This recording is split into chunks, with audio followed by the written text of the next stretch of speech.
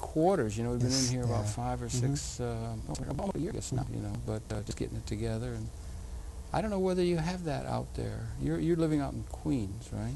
No. No. Long Island, Almont. Yeah. This public access is. I think it's worth safeguarding. You know, it's a chance to get some voices in that normally wouldn't appear, I'm afraid. Yeah. And welcome very much to Conversations, where it's a pleasure to welcome to the program, if I may say so at the outset, an old friend of Conversations and my own, and that being Imam Anwer Ali, and he's with the Islamic Research Institute and is concerned with Islam and with world affairs in a very unique kind of way. And Anwer Ali, welcome once again to Conversations. Thank you so much. Always a pleasure to be here. It is indeed a pleasure to welcome you to the program. We've done a number of programs over the years, and you always bring an interesting perspective to affairs. A great deal has happened since last we talked, which is about a year ago or so now, not the least of which is the atomic explosions in South Asia, new nuances of developments with Iran by the United States government and so forth, and new kinds of developments that are going on in Palestine, which is part of the Islamic Ummah, as it were. But I wonder, maybe you could with ourselves, what major changes do you see since last we talked? What major things might you like to particularly talk about now as we share with the Cablevision audience the world view from a particularly relevant Islamic perspective that you do have? We must look at all these events that you mentioned, not as outsiders, but as members of the communities of the nations, of the states, within the place itself. At times we talk about nuclear explosion in Southeast Asia. Why so? Okay. Or South Asia. South Asia. Yeah. Why so? Right. Okay. Why India excluded? Yeah. Why Pakistan went and did that? Very interestingly, even though I don't condone the Indian act of explosion, yet very interestingly, the Prime Minister of India said that why we are singled out when there are so many others who have the nuclear capacities. Yes, indeed. Yeah. Indeed. That's a Also, big question, yes. If you want us to sign a treaty, we want to make sure that those who have nuclear armaments, nuclear weapons, give a time frame within which those nuclear arsenals would be destroyed. Yes, the nuclear disarmament, which is little talked about, right? Exactly. Yeah, right. So, on the other hand, the perspective that we see from Washington is that we will continue our own nuclear superiority, Yes. maintain it, Intimidate the world with it. and will make you Yes. discard Yes. Yeah. all nuclear weapons. There will be only one power in the world, Yeah, that's right. Yeah. and that will be United States. We are it. It is Animal Farm. All animals are equal, but some are more equal than others, right? Yeah. So India and Pakistan together, a billion plus population, Yes. okay, probably about a fifth of the world, is too great to ignore. Okay. It's a big country, population-wise, area-wise, strategic location-wise, okay, and the human resources-wise. There are more engineers in India than anywhere in the world. Yeah. Right. More doctors in India than anywhere in the world. Amazing. Yeah, that's true. It's hard to realize because there are so many people there. That, How can you just ignore the country? Yeah. I do not agree with the Prime Minister's apparent logic that we have done this against China. We all know it's done against Pakistan. The simple reason is that out of the 30 divisions of Indian Army, 28 divisions are on Pakistani border. Really? Is that a true fact? 600,000, I believe, up in Kashmir, which has systematically been finessed or not dealt with by the United Nations and the Security Council over a long period going back to the 40s.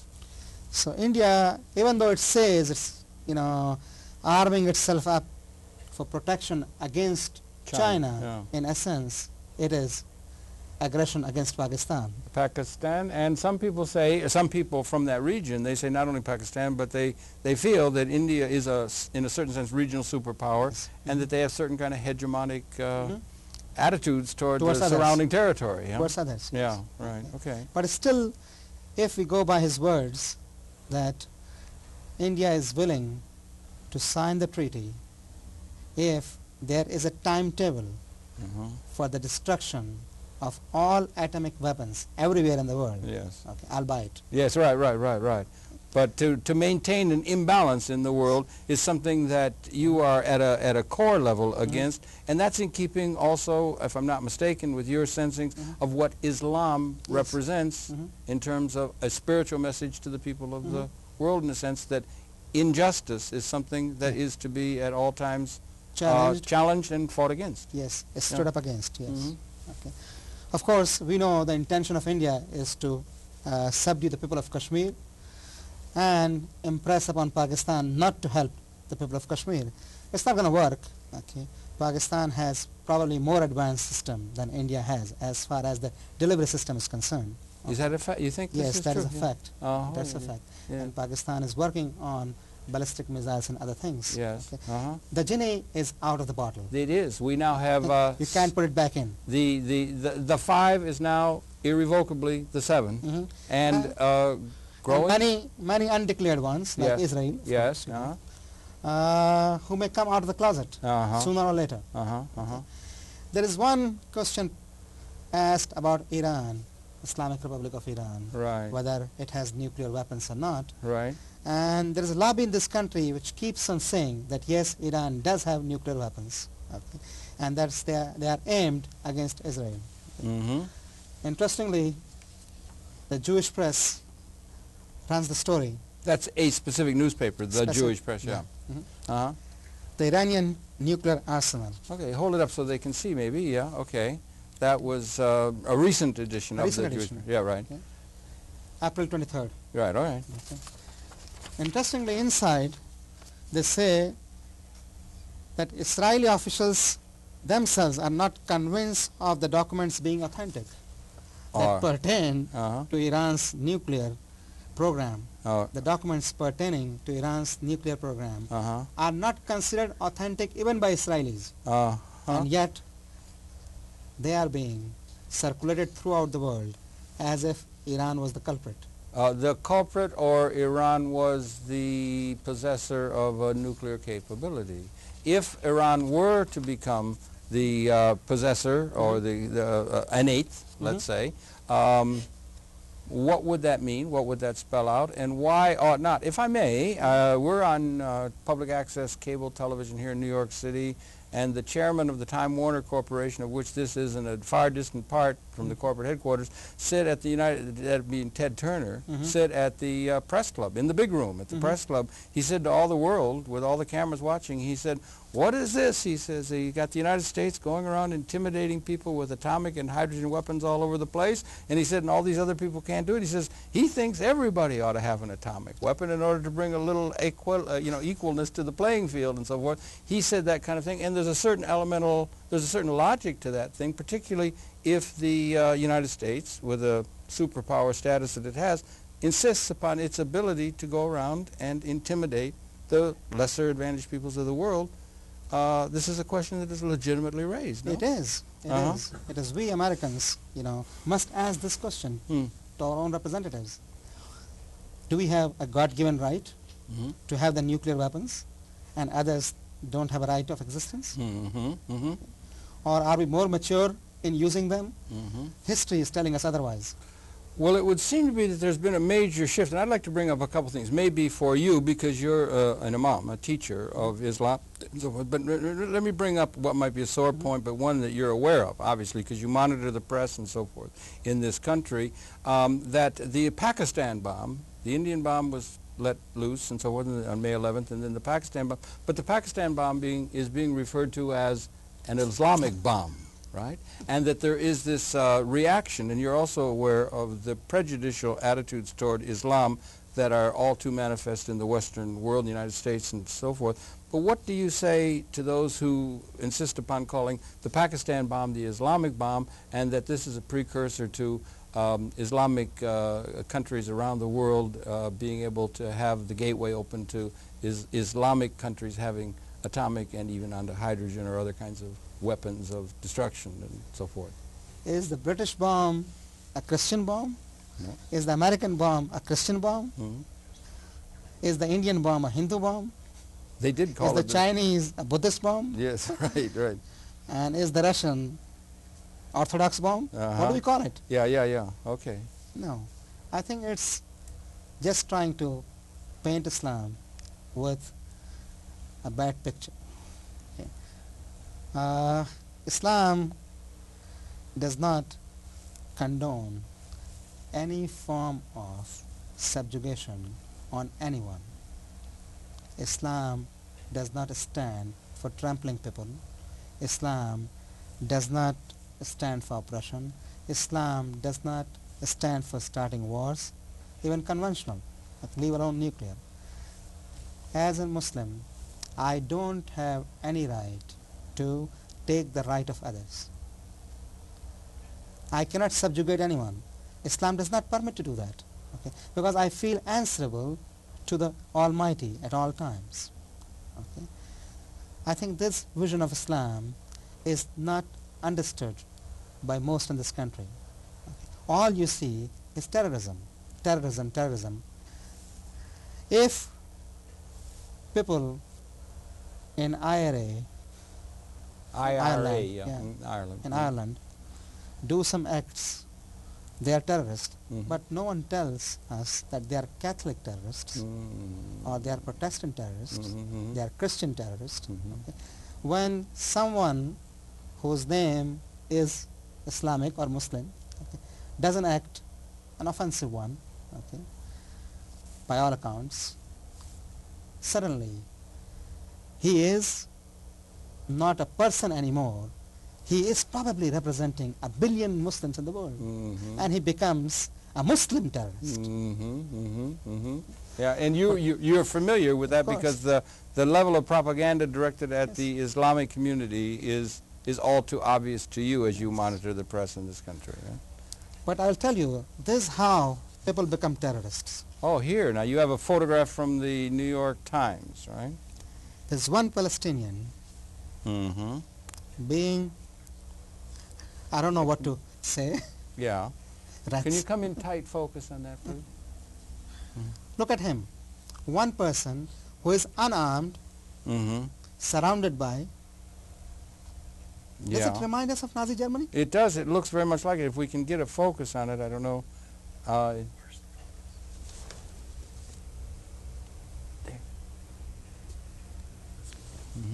Yeah. Right, it does. It looks very much like something out of the Germany in the 1930s, only the difference would have been there that that person in the middle being surrounded by these jeering soldiers would have been Nazis. Right? You know, the photograph, and it says sometimes a photograph speaks 1,000 words. That's an incredibly intense photograph. It ought to be, in a certain sense, framed and put up. But this isn't the case of... This is how people... This young man, do you think he would have any sympathy? You mean there in that environment? I should have thought at some level, and with some of the people there, they would, and certainly on a world scale he would. But I'm not sure what it is that you're trying to say. What I'm saying is that when people, when young men are tortured like this, they may... Yeah, hold it up still. Let him they may... when they get a chance, strike back. Yeah. You may call it terrorism. For him, it's a justifiable act. Well, okay. Against those who are oppressing him. They are. And so within Islam, there is the concept that somebody who is reacting to oppression in a way that would be, let's say, overt, use of physical activity or something of that sort is justified within No. the Islamic philosophy? It's not a turn the other cheek. It's not a Gandhian kind of philosophy. No. It's one that says that you must stand for equality, and if you are oppressed, then you must at a certain point fight back. You can fight back, but not against innocent people. Okay. Those who didn't oppress you, you don't have a right to go after them.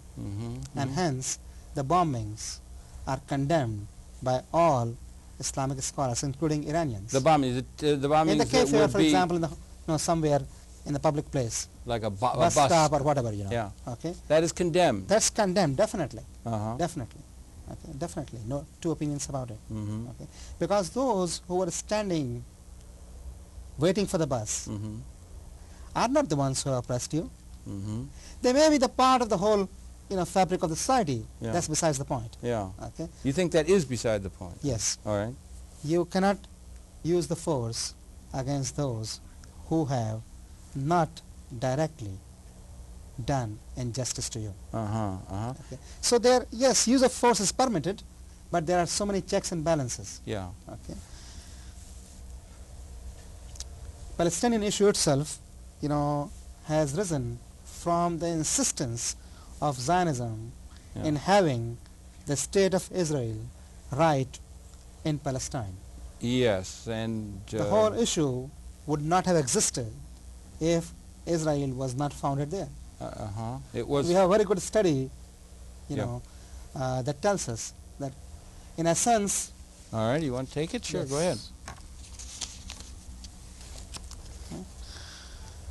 After a brief period in which the Zionist leadership was prepared to consider any reasonable location, however, it dropped its flexibility and insisted that only the land of ancient Palestine would do. Perhaps if the Zionist movement had been open-minded about the location of the prospective state, some solution might have been found. Yes, right. From the Zionist movement is a modern incarnation of Herzl and that sort of thing, and it was necessarily, in a certain sense, in a Zionist way of philosophy. From a Zionist perspective, it was necessary that they would be going to Zion or to Israel or to Jerusalem, because it was, in a certain sense, from their perspective, a fulfilling of the ancient prophecies and promises of God, as it were, that they would at the end times be able to return to the land of where they had been 2,000 years ago. And that was intrinsic to their political irredentist kind of claim to that territory. Unfortunately, yes. Therein lies the tragedy that has led to 75 years of terrorism and war between Jews and Palestinians, and which, if an overall settlement is not reached, could escalate into far greater violence than anything in the past. As powerful as was the Zionist claim for a Jewish state, its claim to Palestine as the only acceptable location for that state was startlingly weak. True, Palestine had been the original biblical homeland of the Jews before the Romans had expelled them 2,000 years earlier. But it hardly follows that this history gave the Jews a strong claim to this land in perpetuity, especially in light of the facts that both Islam and Christianity also had strong ties to Palestine, and much importantly, that for 1,300 consecutive years, the area had been largely inhabited by the Arabs. Yes, that's true. That's all true, and yet that is something that is established in the minds of the Western world, or in the minds of the United States, certainly, and so forth, that the Israeli issue, or the Israeli issue, is one that they stand four square behind that. And do you think that's a major source of among, let's say, not only among the Palestinians, but let's say among the Arabs, and even, let's say, among those of the Islamic faith? Do they feel a sense of chagrin, is too weak a word perhaps, or of major animosity toward the State of Israel, for the very existence of the State of Israel in the middle of the Islamic world, in a certain sense? Or what is the feeling of the broader ummah, as it were, toward this question of the Palestinian issue? The issue itself is very complicated and complex. Surely, like many, Like many. The Arabs, the Palestinian Arabs, both Christians and Muslims, who inhabited land before the Zionist movement claimed it, had been there for about 1500 years. Mm-hmm. Okay, Christians earlier than Muslims, and Muslims about 1400 years. Say about roughly 1500 years, the people had been inhabiting the land. Mm-hmm. One fine morning, Balfour Declaration divides the country. Mm-hmm. Okay, one half for Arabs and the other half for Jews. Mm-hmm. By what right? Only God knows. Mm-hmm. Okay, people are thrown out. By the way, that Exodus, the movie as well as the novel, Mm-hmm. has imprinted our mind in United States and Western world elsewhere, Mm-hmm. as if, Arabs were the guilty party Yes. and the Jews were the wronged party, Yes. so as to say. Yes. In a sense, it is the other way around. Okay, from your perspective, you can see that it is, but it is true. In all of the media, in all the Historically. films and so forth, Historically. the Arab or the Islamic is almost always, universally projected as a terrorist or as a Look at the bête history. noire. Yeah. Look at the Yeah. history. Right. People are living there, Mm-hmm. Christians and Muslims, both are living in the 1/3 of the population of Palestine and more probably is Christian. Mm-hmm. Mm-hmm. They've been living there for centuries. That's right. Christians have a claim on that. The Holy Christians have a Sepulchre claim. and all that kind of Yes. thing. Yes, right. They have a claim on that. Mhm. They've been living there for centuries, Mhm. and suddenly they are told to leave their homes. Mm-hmm. Mm-hmm. Mm-hmm. Won't you feel resentment if you are told so? Yes, I presume you do, and there's a great many people, Palestinians, who do, and continue to feel that The sense of resentment. justification of biblical prophecies, Mm-hmm. okay, does not mean throwing out people. Mm-hmm. Mm-hmm. Well, From their homes. if I might introduce a thing, there are a small group, relatively Mhm. small group, as far as because when Mr. Herzl first announced that, most all of the rabbis were totally against the idea of return to the to Zion, and it was only slowly, and then with the Holocaust, the European Holocaust, with in Germany or Eastern Europe in the 30s, that a great impetus toward the Zionist movement was there. But there were most of the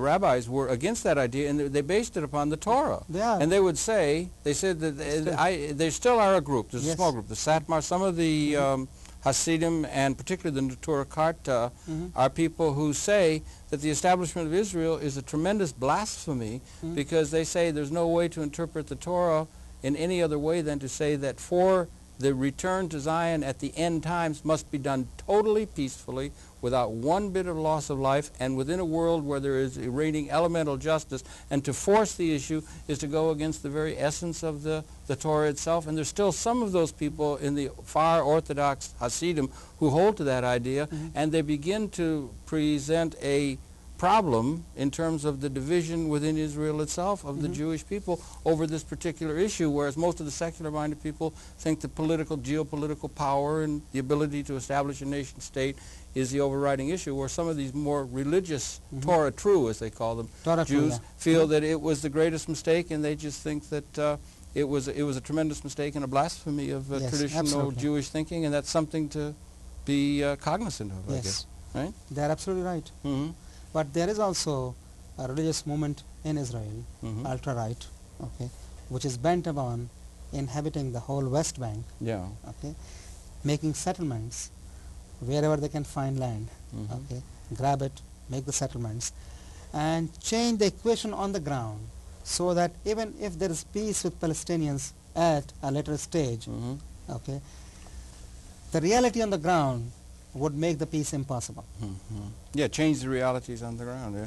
Encroachment as they became more and more powerful. Mhm. And they now are a regional superpower, Yes. right? And they're able to establish that. And they're in touch with the Western secular world in a very sense, where that world, United States and others, feel that they, in a certain sense, represent the values of the Western world. And in a certain sense, does that clash with some of the Islamic faith and the Islamic peoples of the world, do you think? I think this concept itself is wrong. Okay. If Western values mean freedom, liberty, equity, equality, social justice, then there is no ideology more pronouncing it than the Islamic ideology. Okay. Okay, that's Islam interesting. stands for social justice. Islam stands against corruption. Islam stands for the human rights. Mhm. Islam talks about liberation, Okay? Mm-hmm. Islam is against inequality. Mm-hmm. Islam is against injustice. Okay? In Islam, a common man has the same rights as the ruler. Mm-hmm. These are things that probably many people who are viewing, many of the general audience in North America, would simply not be aware of, because there has been a concerted disinformation campaign directed against the very concept and the precepts of Islam itself, do you think? And is that not a consistent theme one finds within the film and other kinds of media? Everywhere. Everywhere. In the world? In all the world? Everywhere in the West. It's In the same. West, right, okay. Yeah. More so in the United States than anywhere else. All right. But everywhere in the West, we have the same issue. Terrorism is Islam, Mm-hmm. for example, they Yeah. say. Okay. Oppression is Islam. Mm-hmm. That's what they say. Okay. Totalitarian is Islam. Yeah. That's what they say. There are no human rights in Islam. Yeah. And so on and so forth. Yeah. Okay. They keep on hammering these issues. Muslims don't have the media. Muslims don't have writers in Western languages Mm-hmm. who would be able to write about Islam Mhm. with Islamic viewpoint. Uh-huh. We have articles in journals about Islam written by non-Muslims. All right. We have deans of schools, of faculties, colleges, universities who are talking about Islam, and they are not Muslims. Mm-hmm. Okay? The head of the department, the chair of Islamic studies, doesn't have anything to do with Islam. Mm-hmm. Mm-hmm. I have yet to see a non-Jew become the chairman of Judaic studies. And when someone was being put in, there was an uproar. How could a non-Jew become the head, become the chair of the Judaic studies? Yes, right. That would be, yes, right. Okay, yeah, right. And how many Muslims are really Uh-huh. chairman of Department of Islamic Studies in the United States? Uh-huh. Right. It is sort of a, it was laughing, but it's a very serious matter, So because it's not understood. And again, it represents, should be good to know, it represents 1 billion people that are of the Islamic faith, and they have a certain kind, and growing very rapidly. And before we get off the American, if we may, is that we did have the voice of one of the most important leaders in the United States was Malcolm X. Mm-hmm. And they did have the that movement. And we do have now also, it was the work of Louis Farrakhan, Muslim, that got a million people to go to Washington and to have the imam sing the prayers there on the mall, and that went out all over the world, and that must have resonated to a lot of people in the world, that this Muslim faith does have resonance among a greater number of people, particularly some of the more oppressed people within the American society. That probably did not go unnoticed by the people of the world, don't you think? It didn't. Yeah. And it alluded to the fact that those who are suppressed, those who are oppressed, those who are disfranchised, those who are disowned, look to Islam as the way out of their plight, of the oppression, and of the injustice.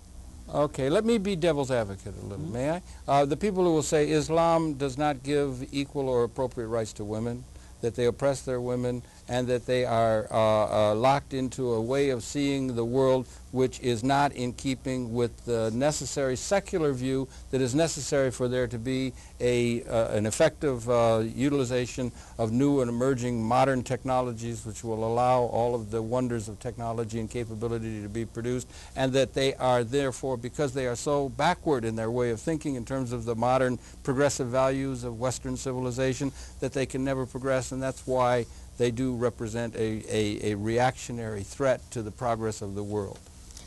A few things. Yes.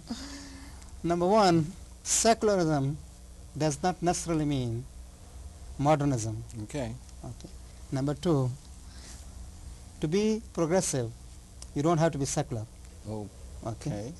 Number three, material growth, even though important,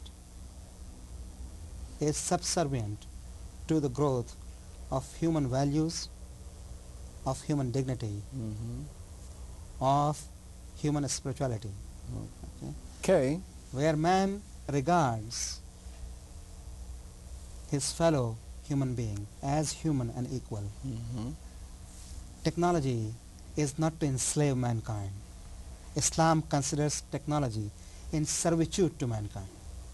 This is the basic difference of the so-called progressive Western modernism and the so-called Islamic concept. Islam does not permit man to be enslaved by mechanics. Machines are to serve man, not to enslave man. Technology is to serve man, not to enslave him. This is the Islamic concept. But we know this concept can only be applied if you have some underpinnings to it, and those underpinnings are moral underpinnings. Moral underpinnings to the technological order. Absolutely. You think? What stops a person who can press a button Yes. and destroy whatever he wants to destroy? Yes, right. Including the whole world. Including It the might whole be world. under the thumb of one individual. one Might be able to individual. destroy all of humanity Yes. now for the What first time. stops him from that? Yeah, right. Okay. Yeah. The Islamic values. Mhm. Going back to the second part of your question Mhm. about women, the other day on Nightline there was a program about Islamic Republic of Iran, Mhm. and they remarked that more than half of the doctors in Iran are women. Ah, really? Interesting. Almost all gynecologists are women. Uh-huh. Majority of pediatricians are women. Yeah. Okay. Majority of students in all universities are women In Iran. in Iran. Uh-huh. That is the Okay. Islamic Republic. Yeah, right. Today there are more than 3 million Iranian women taking part in sports in Iran, Yeah. Uh-huh. compared to only a few thousand before the Islamic Revolution. Uh-huh. Uh-huh. The world doesn't want to see it. You Only don't when want- you go to Iran and Yeah. when you look at the reality, Uh-huh. you see the difference. The- A person can walk, a woman can walk in Iran, in Tehran, the capital city, in the middle of the night without being afraid of being mugged, Mhm.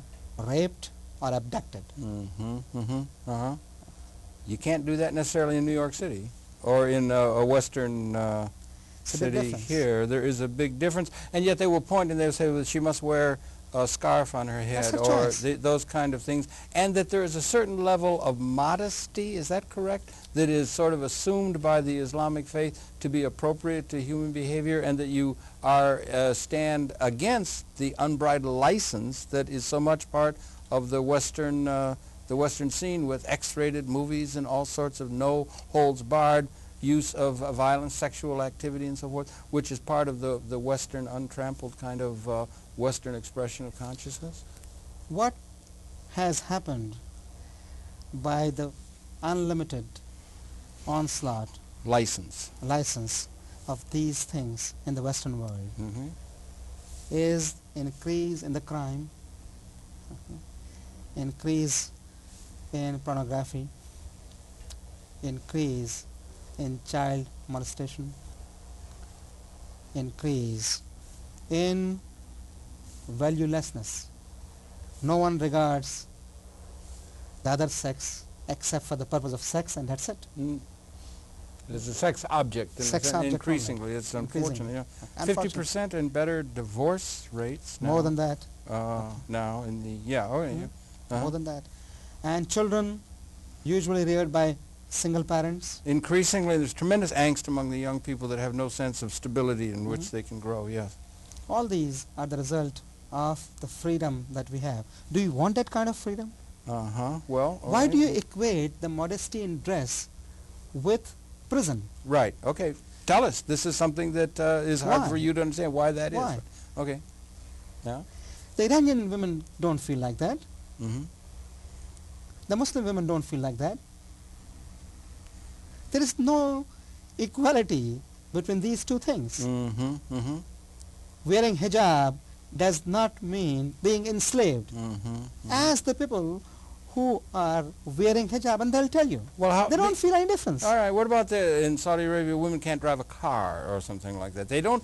From the women's perspective, we have a women's movement and what they call Yeah. feminism, Yeah, right feminism. here, and the women. And from their perspective, that a woman can't drive a car and has to wear a scarf and that sort of thing. That seems to many women here who are progressive and want to be full members of the society and so forth as being, and you understand, this is at a level where this is insinuated into the minds of people. Those examples are used to insinuate a sense that the women are enslaved. And this is, I think, on a world scale, a very important issue, do you not think, in terms of perhaps misinformation or misunderstanding on the part of the women, and then through that the people that make up the Western society?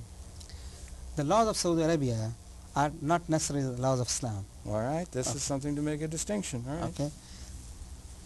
The interpretation that Saudi Arabia has is not accepted by any other country except Saudi Arabia. Okay. The legal system of Saudi Arabia, the interpretation they have of Islam. Okay. And hence you find this. But outside Saudi Arabia, and I'm not defending Saudi Arabia, of course, okay, they have their viewpoint, and they have a right to their viewpoint.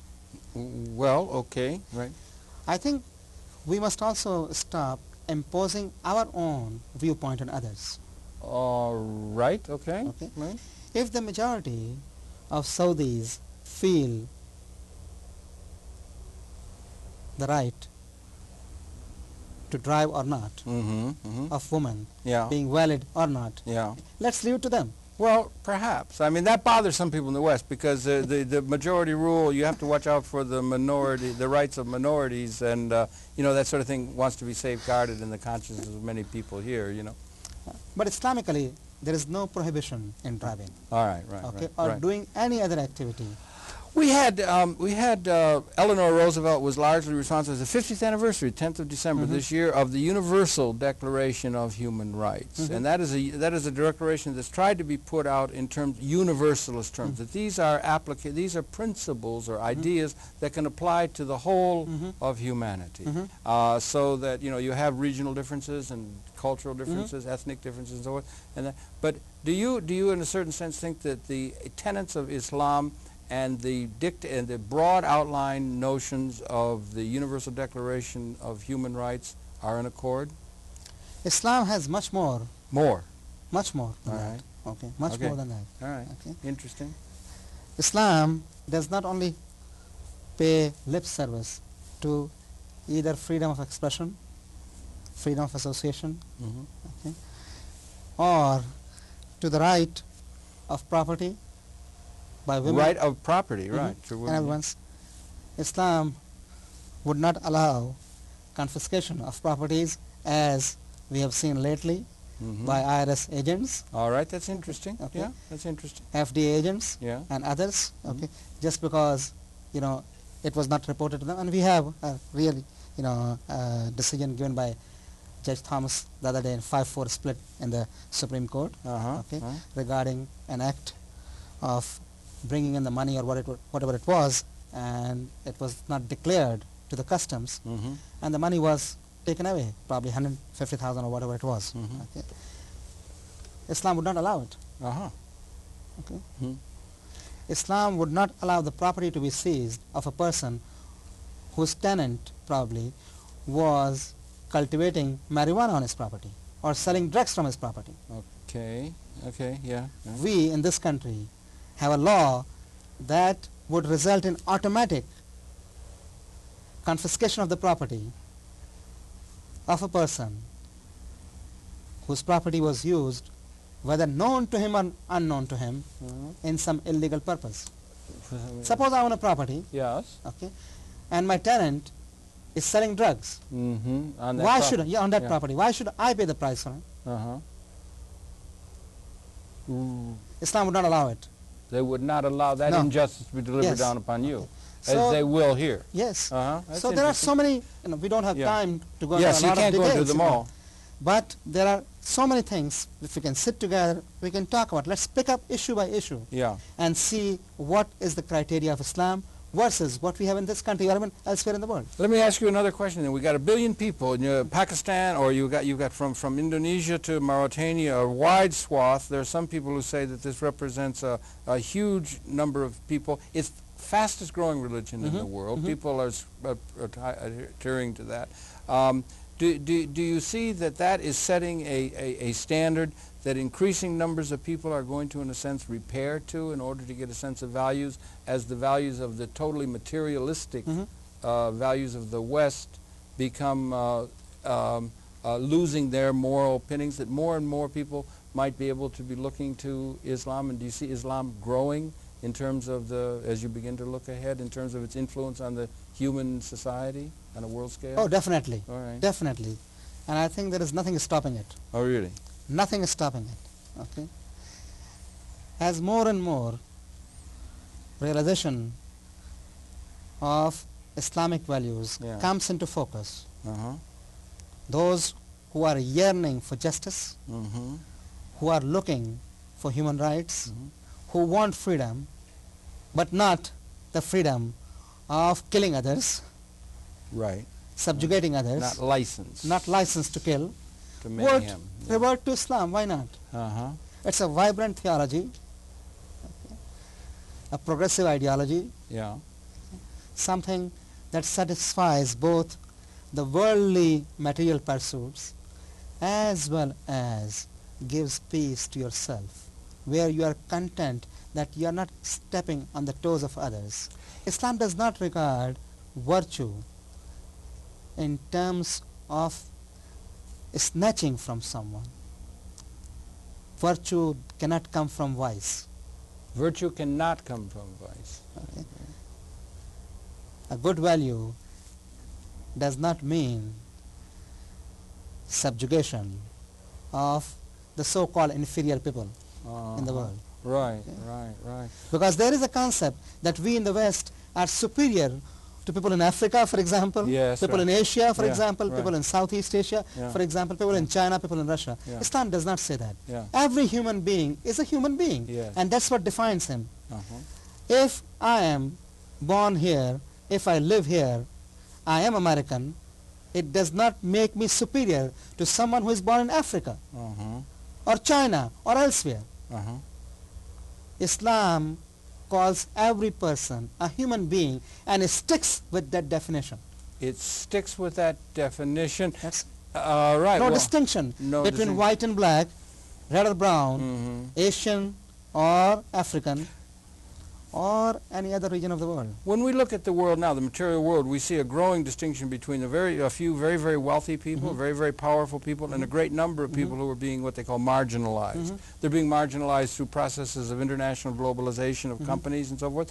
They're being marginalized through structural readjustment and things that are being demanded by Western economic institutions and so forth. They're being marginalized in a certain long-term sense by some technological developments that can displace people within the economic process itself. There's expert systems, things that are coming. So there's existent within the society of the world a great deal of what, maybe sub rosa or at a lower level, a great deal of angst about the contemporary human condition, and people are looking for some sort of a system that can bring a sense of justice, which does not, at a deep level, seem to be existent within the world as it exists.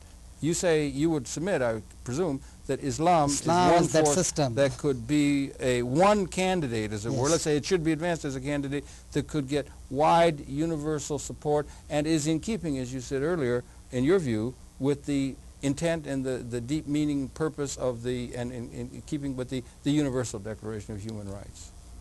Huh? Absolutely. Okay. Absolutely. We have seen the havoc on the economy of Indonesia, for example, in the recent days, recent months. Okay, we have seen Islamic. Again, majority Muslim country. We have also seen the economies of other countries, Asian and African countries, in shambles. Okay, we constantly see the mighty dollar becoming mightier and mightier, and the poor currencies of third world countries falling and falling. And the IMF constantly giving new doses. Okay. And these loans propping to up prop up systems, these things, and the loans that are given to these poor countries, they are really unjust loans, because these countries are in no position to pay anything back. Okay, the interest keeps on compounding. Yes, right. Okay, and the economy keeps on falling. and the poor population keeps on suffering. Mm-hmm. The net result is an extensive suffering by the poor. Materialistically. Mhm. And A longing for justice. longing for justice, of course, Yes. and by their own accounts, Mm-hmm. the blame is on IMF, Mm-hmm. okay, and some capitalists in their own countries who are in collusion with, IMF Mm-hmm. and other such organizations Mhm. who keep on becoming richer and richer. Mr. Suharto's family is the richest family Mm-hmm. in Indonesia, Yeah. and probably one of the richest in the whole Asian continent, and probably one of the richest in the world. Truly 1% of people rule 99% throughout the world. Yes. That's it throughout the world. Yeah. Throughout the world. Yeah. We are not different from others. Only in this country we have basic necessities, available, Uh-huh. okay, to most of the people, not to all, by the Yeah, way, right. because we can call for Trident submarines Yeah.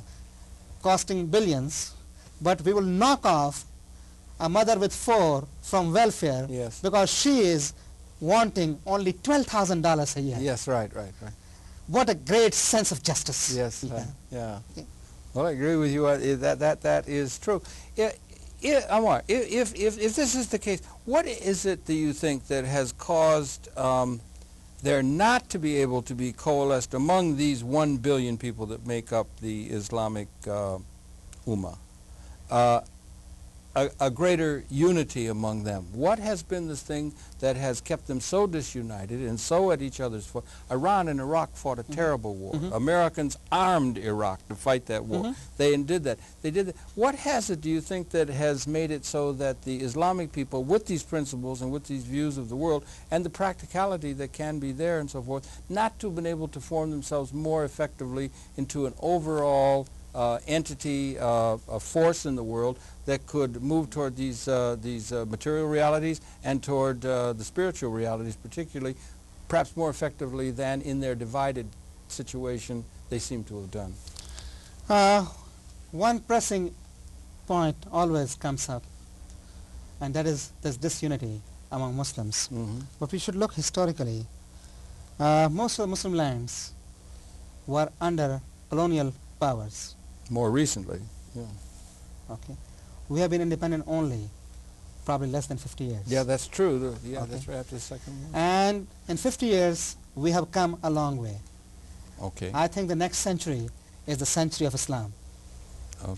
The century of justice, the century of equality, the century where those who are disfranchised and marginalized, as you say, would stand up for their rights and demand from those in power justice.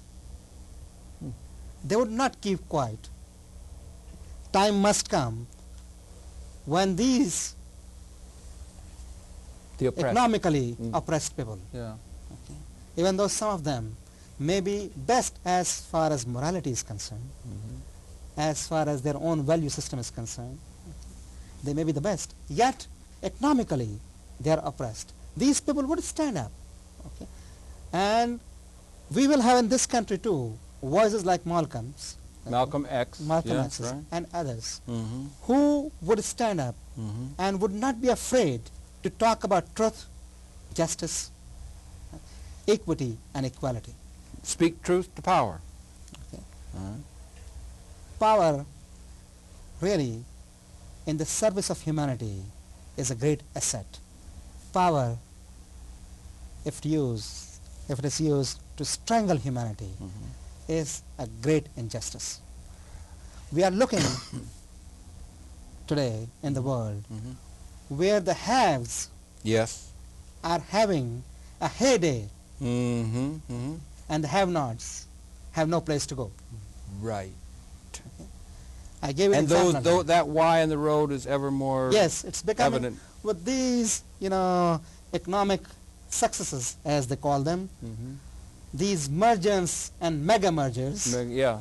globalization, as they call it, Yes. one company gobbling up another, Yes.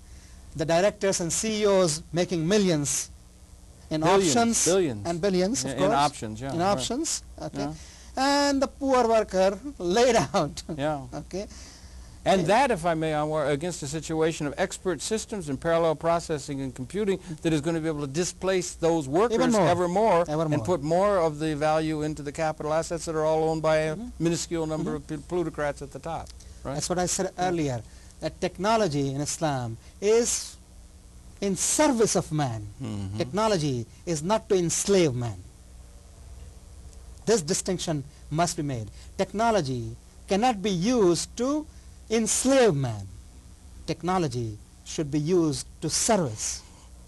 To service and to, could you think, liberate man from the ancient scourges? And do you think we live at a time where technology could be brought to the service of answering and eliminating the ancient scourges that we've suffered throughout all of the human experience in a unique and interesting kind of way? I know you yourself are you have a pharmacy, you have a, that's the background, you understand some of the capabilities that the new medicines and so forth provide, that penicillin that came that we didn't have, and there are new possibilities that these technologies and capabilities have that have to have a system that allows them to flourish on a world scale. Nothing wrong with the technology, nothing wrong with the progress, nothing wrong with advancement in medicine, in computer sciences, or elsewhere. The only problem is when you use those advances to enslave others who have not reached that level as yet. Yeah, or you close the door in their face to being able to have a system that allows them to be able to get on the trolley. No, we have made a system that we would shut the doors. Yes. We would not. We're on the trolley and we'll close the doors against anyone else, right? Yes. And that is something that cannot be allowed to stand in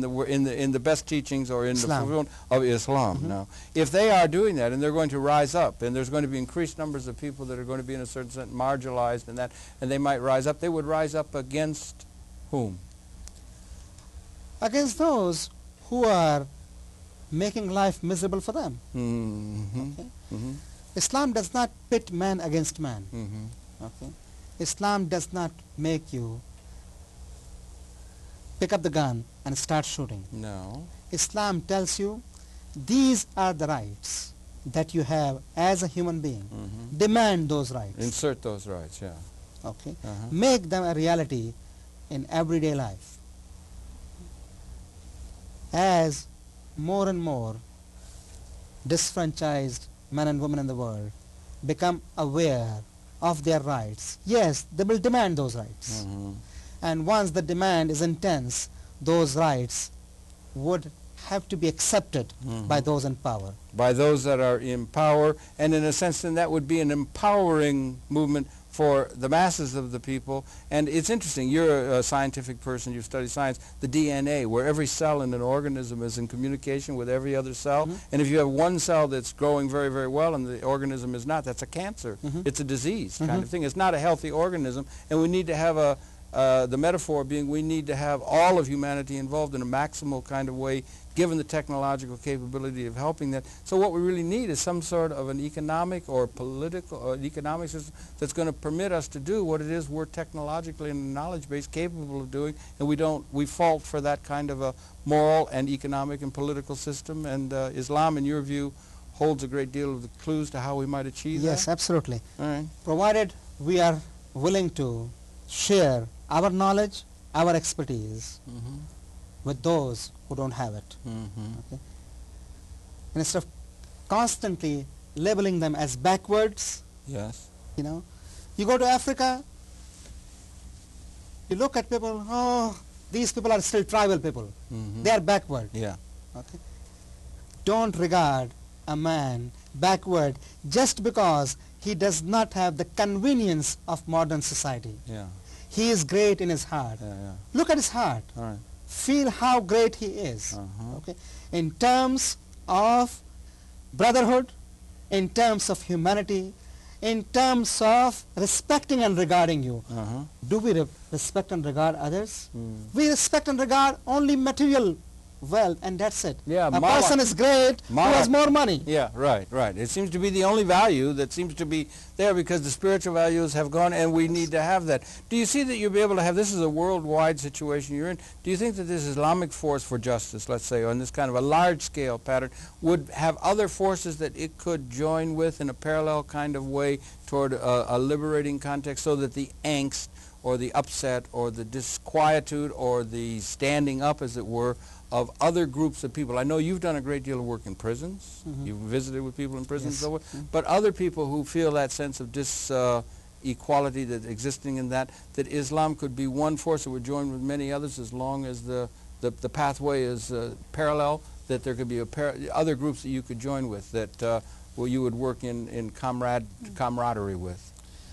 There is no problem as far as working towards similar goals is concerned. Yeah. Okay.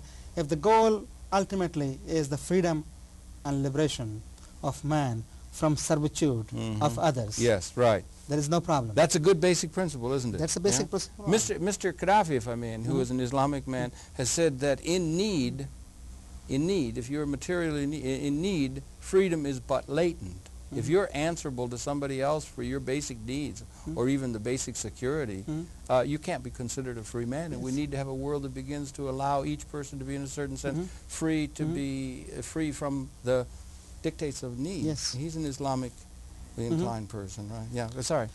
At the same time, it reminds me what you said earlier about cancerous growth. Yes. John F. Kennedy once said, yes, okay, unlimited growth is the ideology of cancer. Yes, it's true. Right. Very well said. And really what we are going through is unchecked and unlimited growth in the Western Hemisphere, in the North, as we may call it, if the other part of the world is considered to be South, okay, or in Asia and Africa. And we are not letting them have the fruits of our efforts.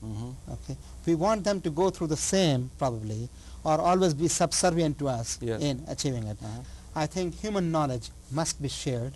Human expertise must be shared. Okay, there should not be barriers to the export of technology. Right.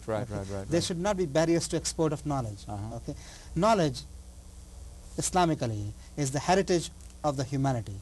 Not of one set of people, not of one group, not of one nation. It's universal application. It's universal. All right. Well, that's important. And then when we do it, we didn't get a chance to get to the idea that the Internet is now growing, so it's harder and harder to keep this going. It is important, is it not? We just have a commitment. So it is important to try and keep avenues of media and communication open so that some of these ideas can be communicated to a wider numbers of people that would be able to perhaps resonate and find interest in them. Very important. I'm happy to have been able to present this to you. I mean, present you now to the cable audience, but the cable public access is important, and other systems, as well as the new emerging aspects of the Internet. That's all important, is it not? Very important. Very important. Yeah. Okay. And very important. We must keep on what we are doing. Yeah, and to do it. Overall, you're optimistic for the human prospect as we begin to look ahead? Yes, you think we're heading in a fortunate direction, and we're coming to a time of perhaps liberation from a time of great difficulty?